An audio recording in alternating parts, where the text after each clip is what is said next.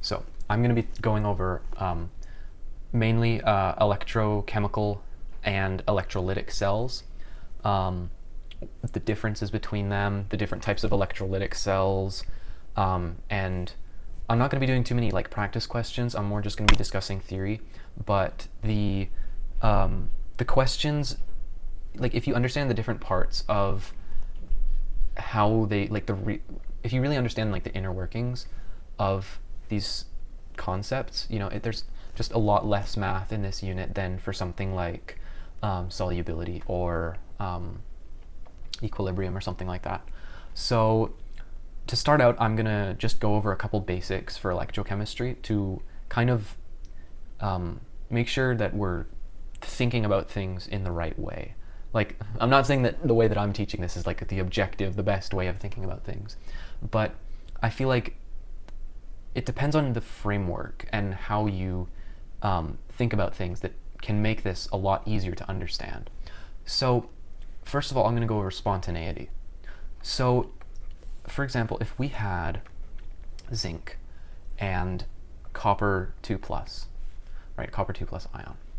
So our two half cell reactions here are going to be zinc, and this is solid zinc, so it's a metal, is going to turn into zinc 2 plus 2e minus. This 2 electrons, so it's losing 2 electrons. And then this here is going to be with 2 electrons, it's going to be gaining them, and this is going to turn into solid metal. So this charge, the charge of this ion is going down, right? It's positive 2, it's essentially going to 0 because we're adding negativity to it. So this is reduction. You can think of reducing or reduction as the charge being reduced on an ion, usually returning it to a neutral state. And then oxidation, right here, see, it's these 2 electrons are free floating, they aren't attached to this metal anymore. So this is being oxidized, and the charge is actually going up.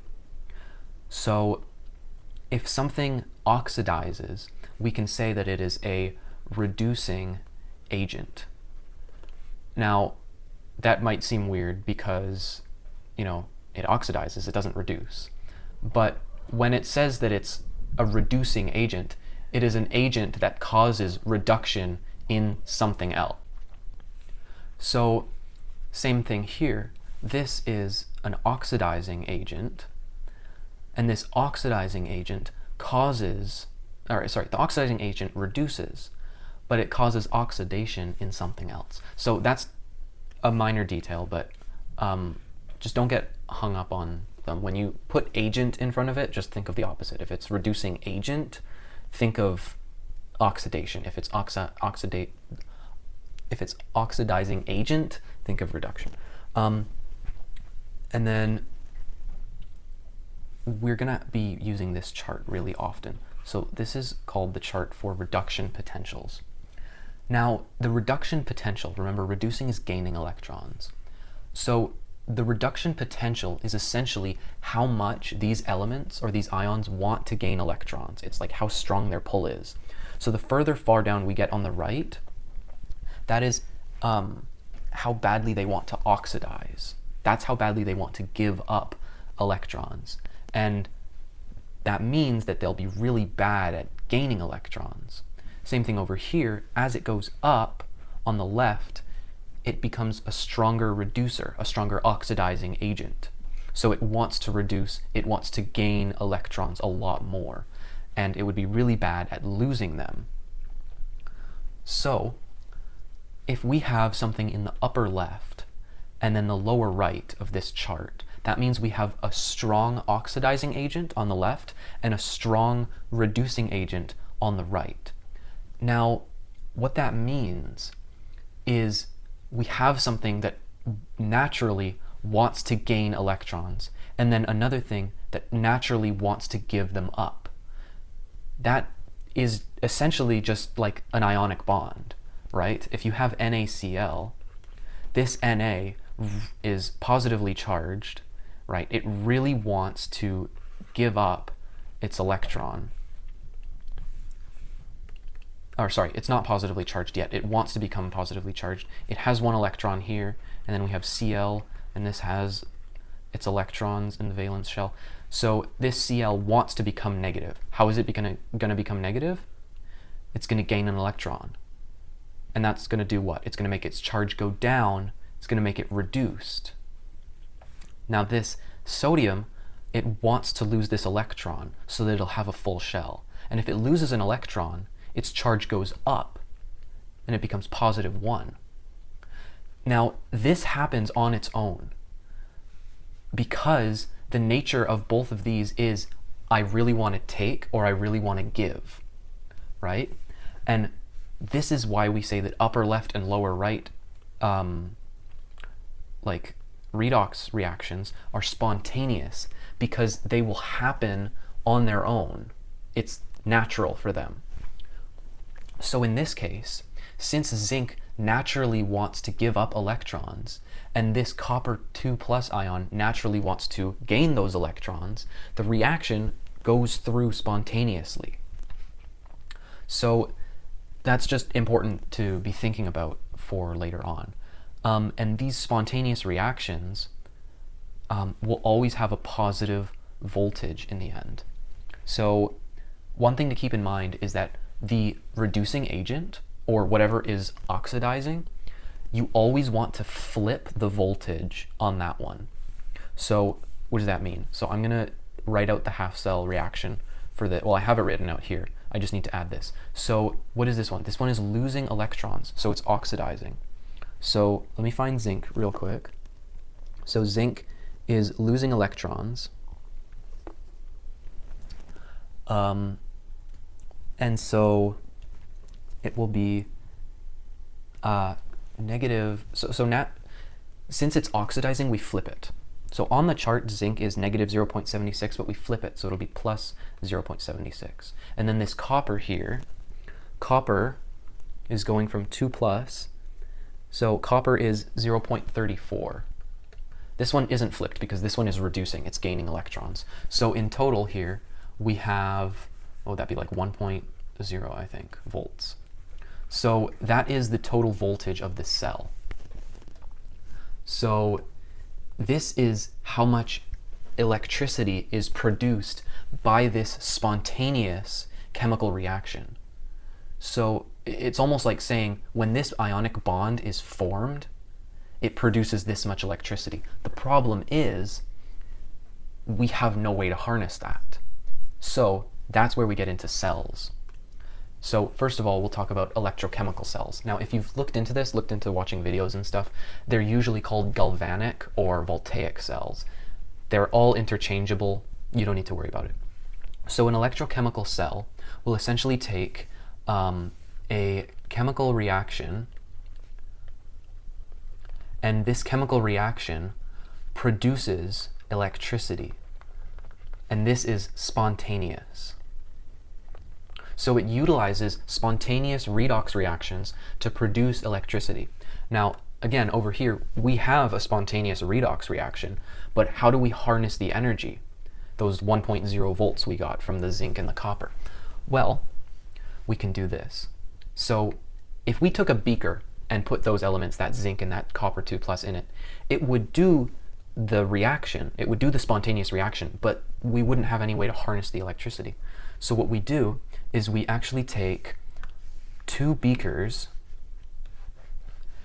and we put a piece of zinc metal in here and a piece of copper metal in here, and we'll connect these with a wire, and these will be floating in a solution.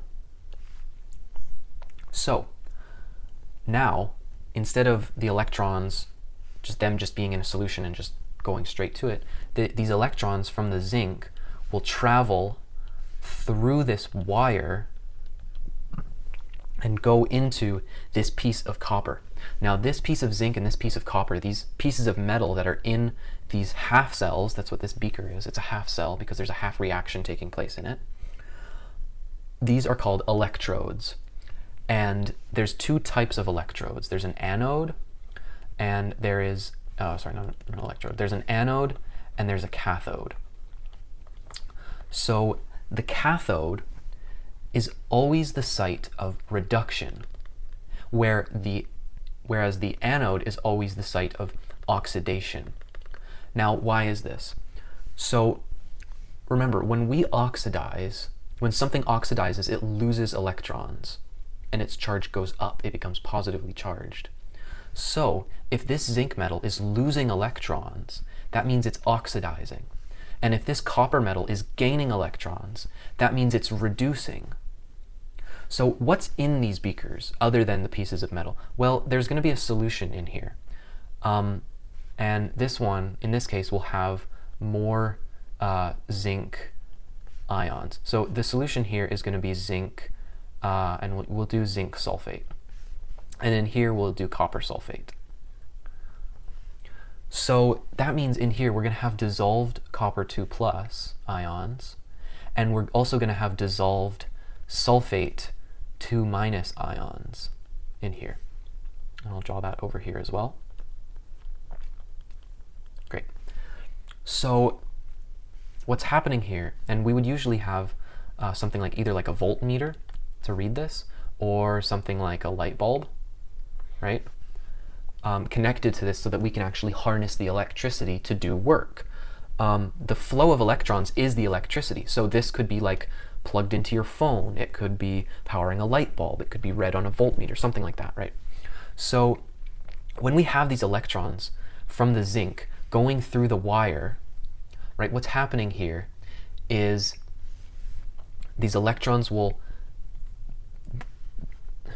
so here we have our anode, right, the site of oxidation, and this is made up of zinc atoms. And these zinc atoms are neutral. They have a neutral charge. However, when they lose electrons, this will become a zinc 2+ ion. And solid metals are usually neutral, right? They have a neutral charge. But if a metal ion is ionized, right, it has a charge, they can now be dissolved in solution, right? So this part of the anode will actually go into the solution and will make the solution, it'll make this half cell area, it'll actually make it positive, right? Because our total amount of positive ions is going up. And then what's happening over here is the electrons are going into this copper, right? So this is filled with copper atoms, this cathode. And then we have copper 2+ ions. And when all this negativity is going into this, the copper 2+ cations are like, hey, I want electrons. I'm going to stick to this, and then it becomes solid, neutral copper, and it fuses to the outside.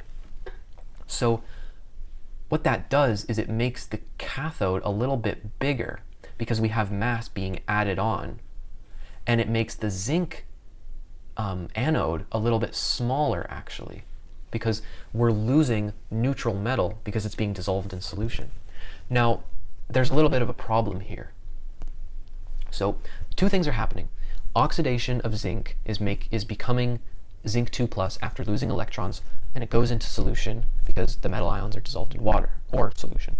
And then there's reduction at the cathode because the cathode becomes negatively charged, and the positive copper 2+ ions in solution are now attracted to the metal, and they'll fuse to it from the solution. However, if this side has a bunch of negativity from the electrons, it's going to become, this half cell is going to become just like a negative environment. And also, if we're losing our positive ions in solution, the predominant ion is going to be these sulfate anions, which are negative, right? So if we're losing these, right, our solution is just a bunch of negative ions in solution and electrons coming from here. So it's just the neutral cathode, electrons flowing in, and anions in solution. Now, why would electrons want to flow to such a negative area? Especially when, on the contrary, over here, what's going on? Well, we're losing electrons, so we have a lower amount of electrons here, and the neutrality of this anode is going down and becoming more positive. So these SO4 2 minuses aren't disappearing, but we're just getting more and more positive zinc ions in this solution. This whole part is becoming more positive, and this part is more negative. The electrons aren't going to want to flow to the cathode anymore, because it's like electrons want to flow, their negatives are attracted to positives, right? So the electrons will flow here at first, yeah, but after they'll stop because, hey, it's not positive anymore over there. It's actually like way more positive here where we started out. So they're going to stay there. So how do we fix that? Because we want a constant flow of electricity. To fix that, we use something called a salt bridge. So a salt bridge is this apparatus with two semi-permeable membranes here. Maybe it's like mesh, or maybe it's like cotton balls that are shoved in there. And inside, there's a solution of a salt. Now this salt could be KNO3, it could be NaCl, doesn't matter. Now, what's going to happen is when these Cu2 plus ions, when these copper 2 plus ions disappear, and this part gets negative, the positive ions from the salt, right, these are dissolved, this is aqueous. The positive ions, so it would be like the potassium or the sodium, will actually enter this solution through the membrane, and they will balance out the charge, right? Because this sulfate is making it super negative, but they'll balance out the charge by making this into, for example, this would be it'd be Na2SO4, which has a neutral charge, right? So it'll balance it out. It'll drive down the negativity. And the same thing happens over here. We'll be adding more NO3 minus, which would make Zn NO3 2. Or if we have NaCl, it would be like this, right? Now this is going to counteract the positive environment, and what this allows us to do is it allows us to keep the electrons flowing by maintaining sort of a more neutral environment in the half cells. So if you wanted to write out the redox reaction for this, so we have zinc metal, and zinc metal, we kind of did this in the other one, but I'll do it one more time. We have zinc metal, and what is it doing? It's turning into positive ions, and it's giving off 2 electrons for every ion that it makes, right? Because the charges would balance.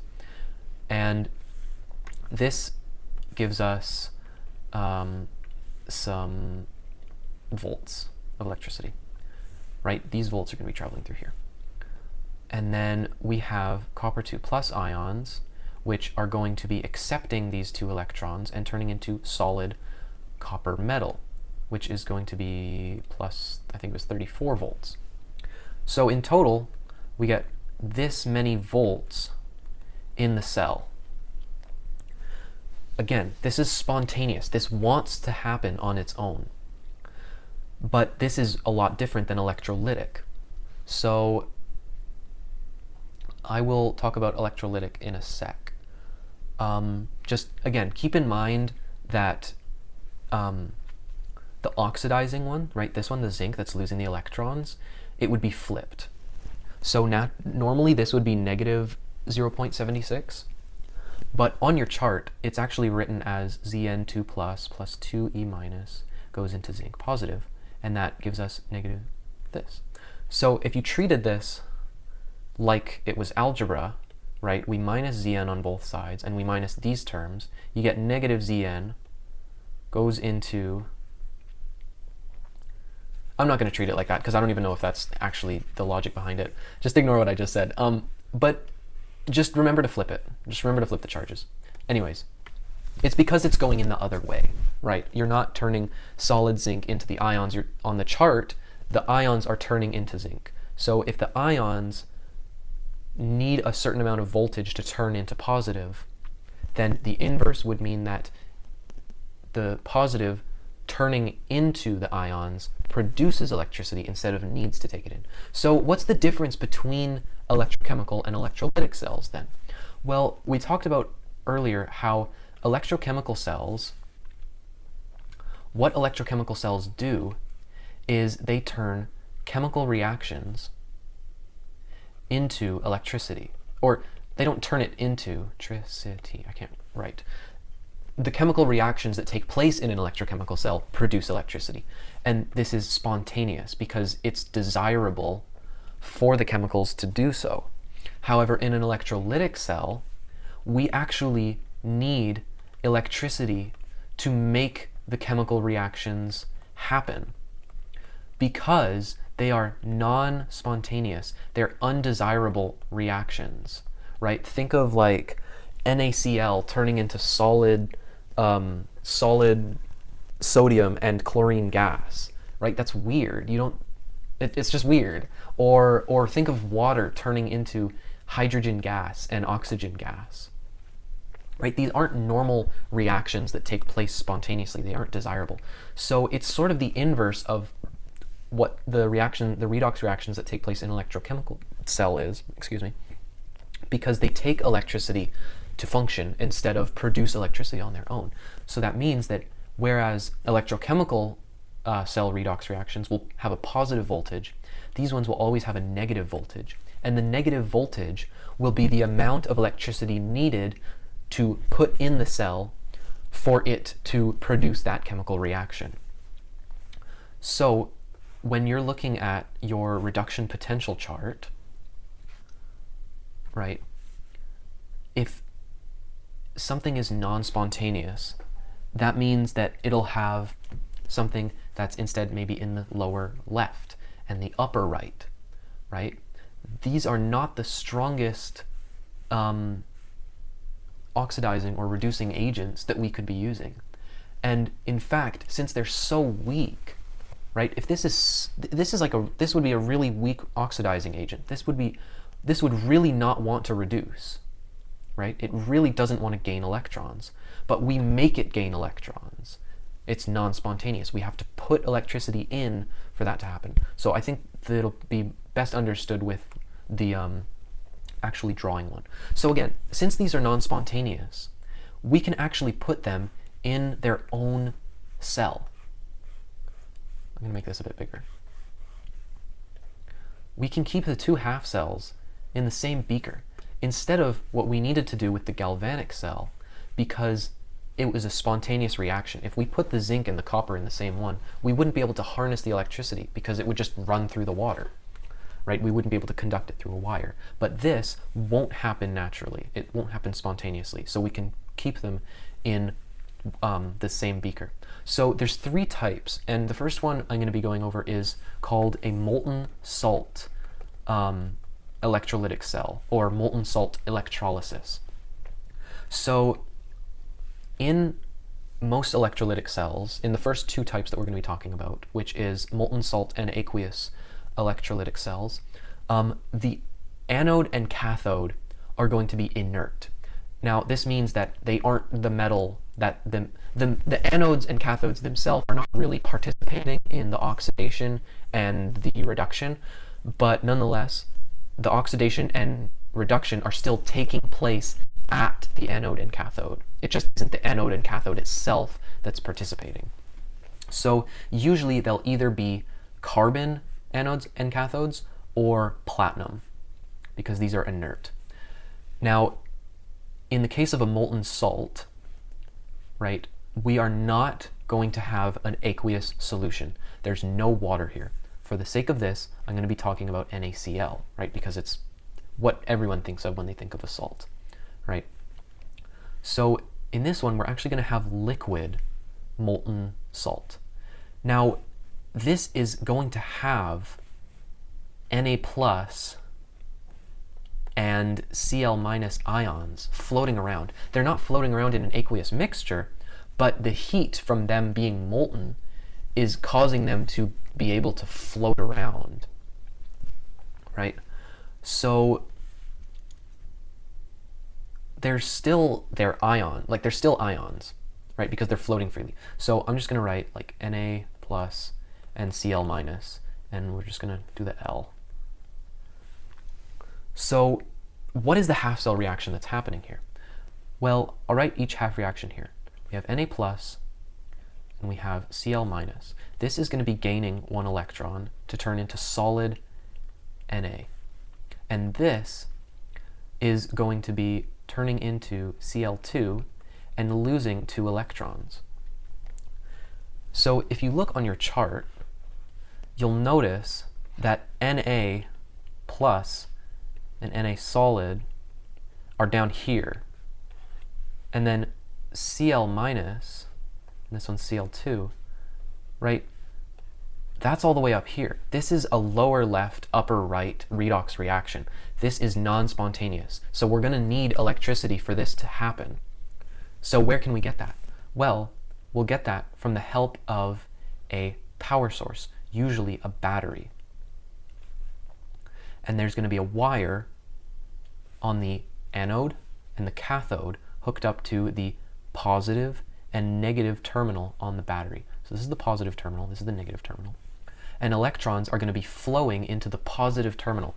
Now, the reason that electrons flow into the positive terminal is, well, first of all, they're attracted because of the positivity, right? Electrons are negative, so it wants to go to where the positivity is. And another way of thinking about it is, if it's positive, it's kind of like a vacuum. A vacuum in the sense of, like, you can think of it as pressure, right? If you have a vacuum that's creating negative pressure, air molecules want to fill that negative pressure, that empty space. And so the same thing with these electrons is the electrons want to go into this essentially electron vacuum where there's such like a negative concentration of electrons, or like such a low electron density compared to over here. So that's why they're drawn up. And then this side, the negative terminal, pushes electrons down into this cathode. Now, you might be saying, why is it the anode? Why is it the cathode? Well, again, this is losing electrons, and the anode always loses electrons because losing electrons is oxidation. And then the cathode, this cathode is gaining electrons, and gaining electrons is reduction. So, how does this work? Well, this Cl minus, it has an electron, right? Because what happened here when we had NaCl, this ionic bond, you can think back here, this Cl gained an extra electron, right? This is the favorable version of the reaction, is Na plus gives its electron to Na gives the electron to Cl, Cl becomes negatively charged because it gained an electron, Na becomes positively charged because it gave up an electron. So this Cl has an electron. It has an electron. It has its full shell. And what's going to happen, we would actually need 2 here, is these are going to be attracted to this anode, because this anode is going to become positive. And this cathode is going to become negative as it's being fed electrons, and this is having electrons taken away from it. So the Cl will go up to the anode.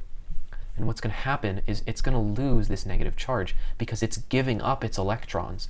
The electrons from the Cl, right, this positive terminal of the battery is acting like a vacuum. It's sucking these negative ions in, and it's taking their electrons, pushing them through the wire, pushing them into this positive cathode, into this cathode, making it negatively charged.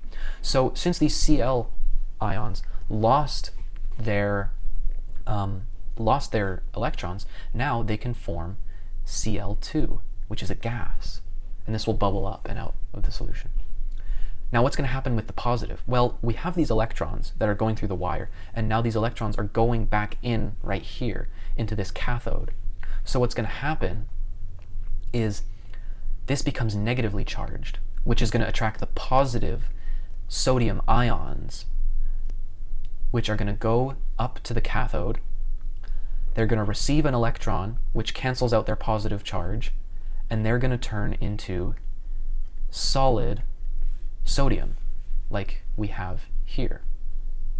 So the Cl is still losing its electrons, right? It's oxidizing. So its charge, which is normally positive 1.36, is now going to be negative 1.36 volts.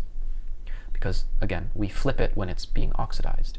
And then this reaction here, Na plus is going into Na, which is negative 2.71. So this whole reaction is going to give us 4.07 volts for our total energy needed for the cell. Sorry. Hold on. Not 4.7. Sorry, not point. It's going to be negative 4.07. That's really important. It's negative because that's the amount of energy we need to put in to this electrolytic cell, this redox cell, for this redox reaction to occur. Because if you'll remember, electrolytic cells need an input of electricity to produce their non-spontaneous chemical reactions. That's why this voltage is negative, right? So that's how molten salt works. So now I need to talk about the other part, which is the aqueous electrolytic cells. So this is really similar to molten salt electrolysis. However, the ionic compound is instead dissolved in water to form an aqueous solution rather than being heated up so much that itself is a liquid. So we can have, again, our two inert cathode and anodes, or electrodes, my bad, and they're going to be hooked up to a battery. The electrons are going to flow like this. So this is going to become negative, this is going to become positive. This is power supply. This is the positive end of the battery. This is the negative end. This is drawing electrons up, and this is pushing the electrons out. And this is going to be in an aqueous solution, and we'll use NaCl again. So that means we have Na plus ions floating around here and Cl minus ions. But we also have water. You got to remember that, because this is actually important. Usually you can completely forget that water is there when you're talking about aqueous. It's just assumed, right? Because you're usually talking about it in the context of molarity, and you don't consider H2O in molarity. But in this case, water is pretty important because of something called the overpotential effect. Now, the overpotential effect is a little bit confusing, so I'll try to explain it in the best way that I can. And the best way to do that, I think, is to give an example. So here we have our list of reduction potentials. So we have 2Cl minus, and we're going to have Cl2 plus 2E, right? And then we'll have water right here, and that water is going to be formed from a half of an O2 molecule, which is in gas form, plus 2H plus 2 electrons. So it's kind of confusing, but you don't need to worry about all the halves and stuff. And then you're going to see on your chart this weird bracket line that's kind of encircling a bunch of other things here, along with the Cl, and it's above it, kind of squished in between two things here. So I'll get that back to what that means in a second. And you'll notice there's another one at the bottom on the left-hand side. Now this one will have 2H2O plus 2 electrons, which will make H2 plus 2OH minus. And this will have a thing going down like this. And again, it'll have a bunch of species, half cells, within this like sort of bracket. And then finally we have Na plus down here, plus an electron makes solid Na. So what is going on here? What do these brackets mean? Well, first let's make the half reactions for this. So again, this is an unfavorable reaction. But when we have multiple things reacting in an electrolytic cell, we still have to consider what is the strongest, right? The ones that want to give them up the most are still going to be the strongest ones, whether they're spontaneous or non-spontaneous. The strength still applies. The strength isn't inverted when you're doing non-spontaneous. Like when you're doing non-spontaneous, you're not looking for, okay, what is the absolute weakest oxidizing agent and the weakest reducing agent? No, you're still looking for the strongest reducing agent and the strongest oxidizing agent, but they will be reversed because they'll not be, it won't be a favorable reaction because you'll be dealing with like the opposite side, right? Like Cl2 and Na, that's a really favorable reaction because they're both strong as a reducing or oxidizing agent. But if you have Cl- in a solution and Na+, those don't want to turn into the gas and the solid, right? They're still strong. Well, no, they're weak in their own regards, but anyways. So what's going on with the overpotential effect?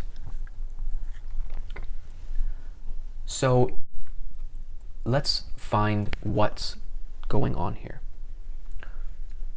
What would happen in this reaction is we would have water being our strongest, water is our strongest oxidizing agent.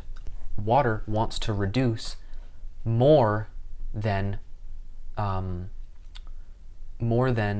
sodium does. It has a more of an affinity to gain those electrons, right? And what about here? What's our strongest reducing agent? Well, it would be the one that's lowest to the bottom, right? So we have water and we have Cl-. So which one's lower? Well, it's water. So water and water? Not quite. See, when you, this is hard to explain, but essentially this water is going to make itself weaker. It's going to become a weaker reducing agent because of the presence of Cl-. Cl- is within this bracket of the overpotential effect. So if Cl- is there, H2O basically says, no, it's okay. You can take my place in line, right? I'll go up here. I'll make myself weaker. And that means that if H2O is up here, what's the strongest reducing agent we have right now? Now it's Cl-. But why doesn't it do that for Na, right? Why doesn't water go all the way down under Na and Na be the strongest oxidizing agent? The reason is Na isn't within the bracket of the overpotential effect. So even if H2O went out and all the way down here, Na is still going to be weaker of an oxidizing agent than H2O. So H2O is like, hey man, I can only go back in line so far. You know, it's just the way it is. So that means that our half reactions are going to be this. This goes up here, so we're going to have 2 Cl-, right? Because this is going to become, going to become weaker because of the overpotential effect. And we're going to get Cl2 plus 2E-, and this is losing electrons, so it is going to be negative 1.36. And then this one down here, in the last reaction, it was Na, right? But Na is just too weak to compete with the water. So we'll get 2H2O plus 2 electrons makes H2 plus 2OH negative. So these electrons, we don't need to cancel them out or anything, but this has a charge of negative 0.41. So overall, our charge would be negative 1.77 volts. So that's how much electricity it would make to turn, it would take to turn this NaCl aqueous solution into these products, this OH and the H2 and the Cl2 gas. So our overall redox reaction would be, again, since this is 2 electrons, so we would have 2 H2O plus 2 Cl- turns into Cl2 plus H2 plus 2 OH negative, and the total E0 for the cell is going to be negative 1.77 volts. So that's how you do an aqueous electrolytic cell reaction. The overpotential effect applies when you have water as well as a reducing agent or an oxidizing agent that is within this bracket. And if it's there, that means that H2O will go above it. So I'm actually going to do one more example here, because I know how weird this is. And like, it feels like it's just insisting that it makes sense with no reason. So if we had a solution of CuBr2, right? That means in here we're going to have Cu2 plus ions and 2 Br minus ions. Well, they won't have the coefficient, but Br minus ions, right? And then we're going to have inert cathodes once again. They're going to be connected to a battery, positive, negative, electrons flow this way. Anyways, you get the point. And we're going to have water in here as well, right? Because this is aqueous. So if we get our chart again, so where's H2O? Well, we have the 2H2O plus 2E goes into the 2H2 plus the 2OH minus. Or sorry, not 2H2, just H2. And then up here, we're also going to have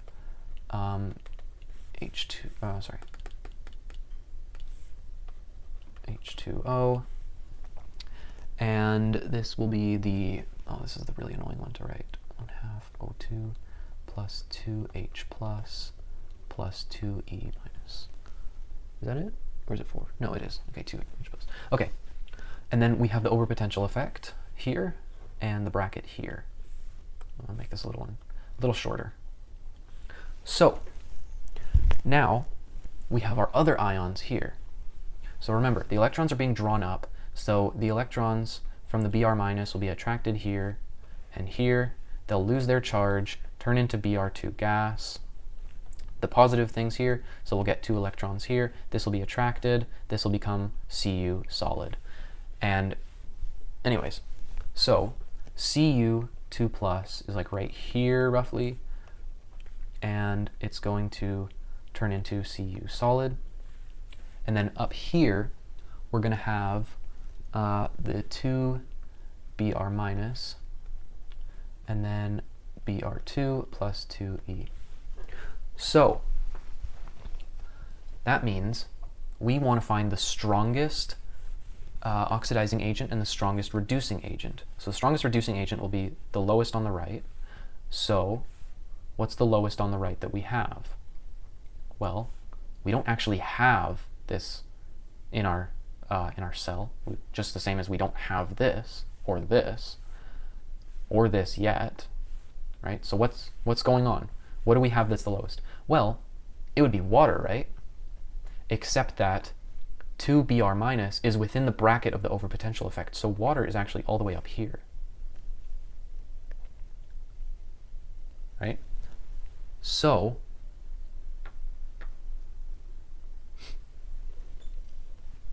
that means that we're going to have to choose this, the Br minus.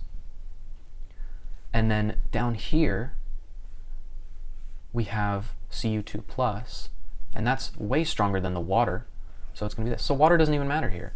We're just going to have Cu2 plus 2 electrons, make Cu solid, and we're going to have 2 Br minus makes Br plus 2 electrons, right? So this oxidizes, this reduces, so in total we get Cr2 plus 2 Br minus makes Br2 plus Cu solid. So that's how you do this with the overpotential effect. I'd recommend doing some practice questions on it because there's a few weird ones, like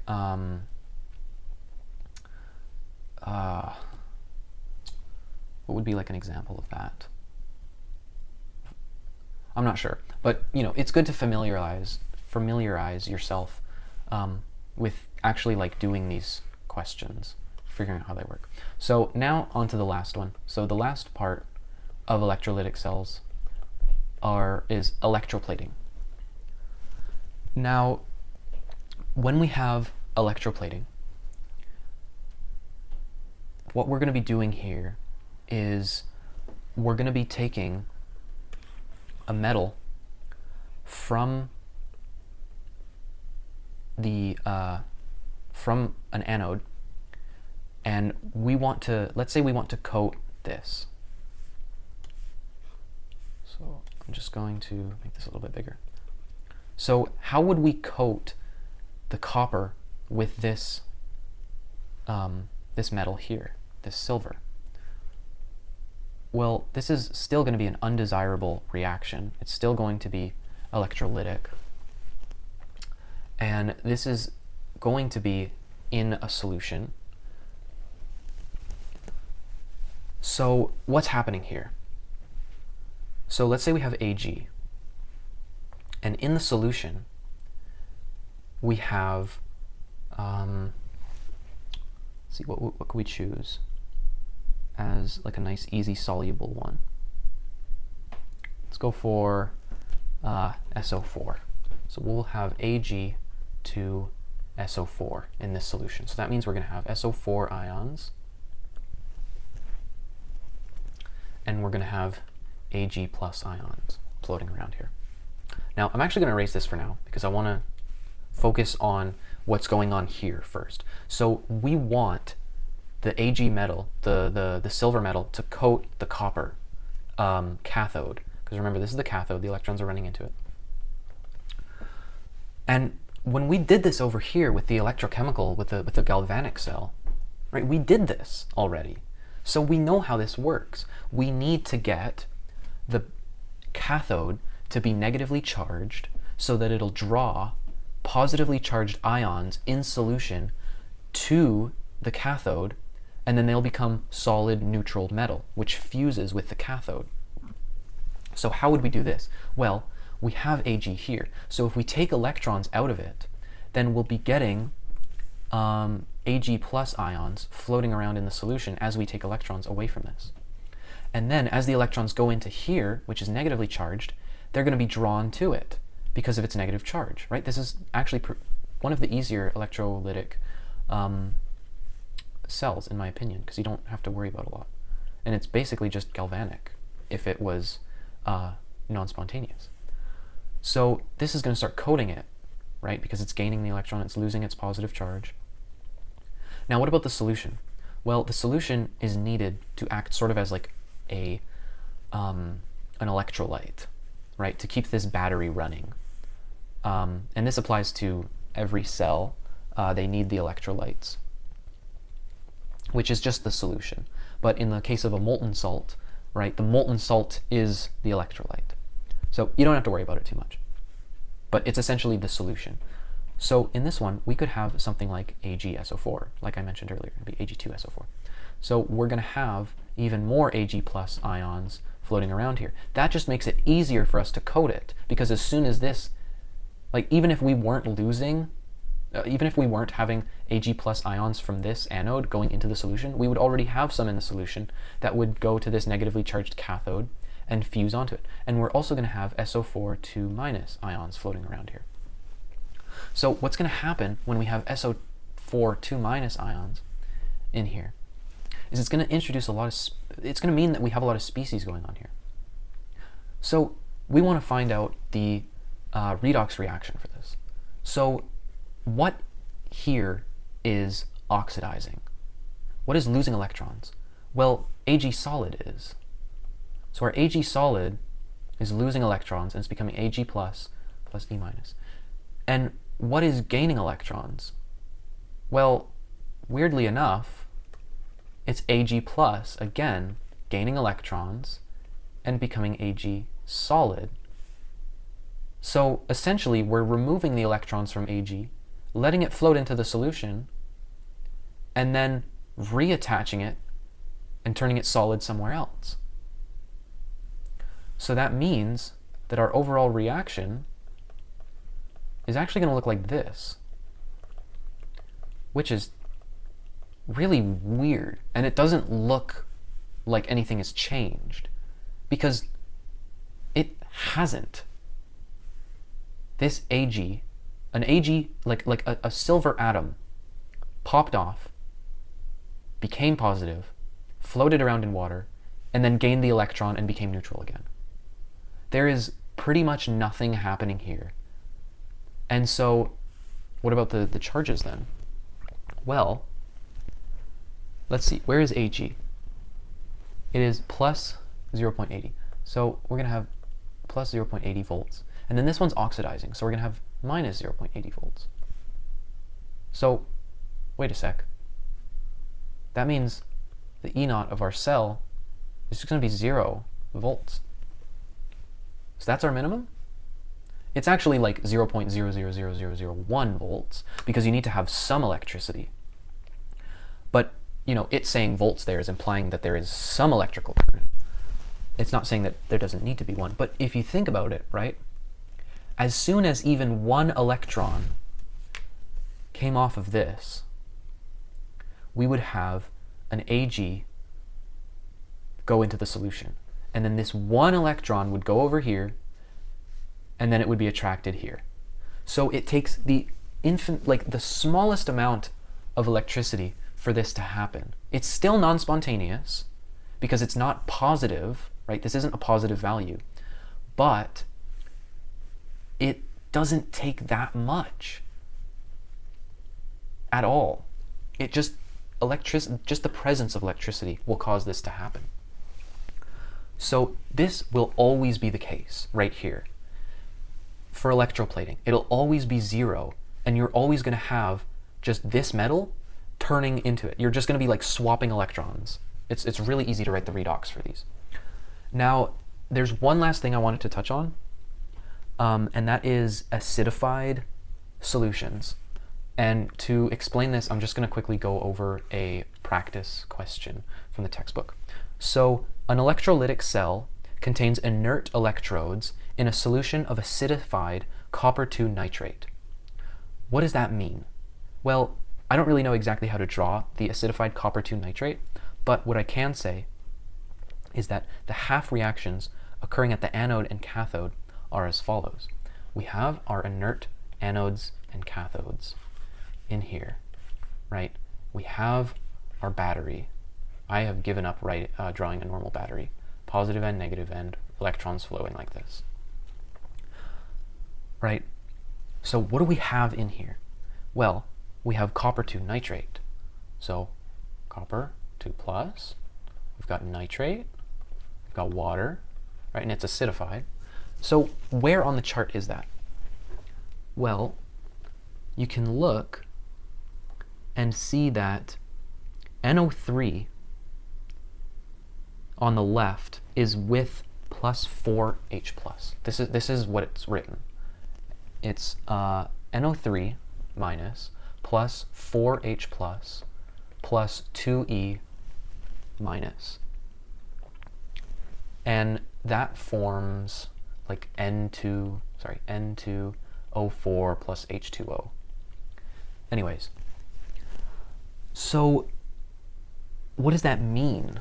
There's also another one, which I'm actually going to take because it's the stronger one, which is NO3 minus plus 4H plus plus 2E minus. But this one is just going into NO plus 2H2O. So this is only going to be the strongest one in an acidified solution. So if we have our reduction potentials thing, the NO3 one is like up here, roughly. And then Cu, or copper, our copper plus, where is that? That is all the way down here. And then, well, what's our strongest, oxidizer?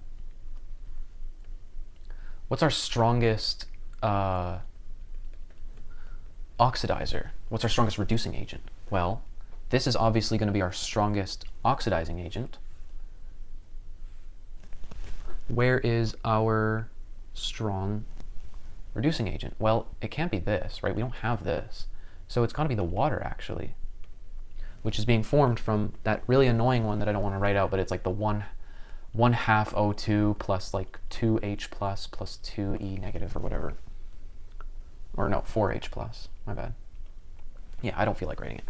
Anyways, so that means we're going to have these two. So that means our thing is going to look like this. it's going to be 4H plus 2E. It's going to go into NO plus 2H2O. Now, I'm not sure if we would use this or the lower one, but I'm guessing it'd be this one. And then we're going to have H2O going into the 1/2 O2 plus 4H plus 2E minus. Oh, no, sorry, it is 2H plus. I don't know why I thought it was 4. Anyways, so what are the charges here? The charges, what is oxidizing first? First, this is oxidizing, so we're going to be flipping it. So 0.82. But wait a sec. That doesn't work because of the overpotential effect. So this water is actually way up here. In fact, it's between 1.39 and 1.36, both positive. This is what the answer key says, at least. So that means that we're still treating water as if it is going up there, as if something was within the bracket, right? It still always applies. It's really confusing, and I would just ask the teacher, do the practice questions, look at the answer key. But this is what the answer key was telling me. So it tells me that this water will actually be negative 1.37, and it tells me that this NO3 is going to be plus 0.96. And so this is going to give us, let's see, what was it, 1.37? 1.37 plus 0.96, negative 0.41. So that's the amount of electricity that it takes to do this. Now, this is acidified, right? What if it wasn't acidified? What would we do? So let's say that instead we had AgNO3, not in an acidified. So we're going to have Ag plus and NO3 ions floating around. Now, this is just a little bit of extra stuff, because the acidified stuff is, I don't think it's too important. But you should know how to do the questions considering if they're acidified or not. But it'll usually clarify. So this is going to go to the, this is going to go here. It's going to lose its charge. And then this would go here. And this would lose its charge. So if we look at our reduction potential list, what's going on here is we have Ag plus, which is on the left, about here, going into silver solid.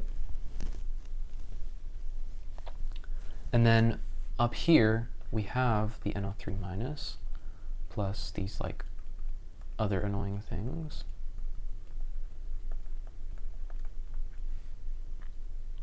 And let's say this is electroplating. So let's say this is actually Ag, and this is, so these are not inert. Sorry, I forgot to change that. So Ag, and this is Cu. So we want to coat Cu with Ag, right? This is acidified, or sorry, no, this is not acidified. So we cannot take into account this because it has these H pluses.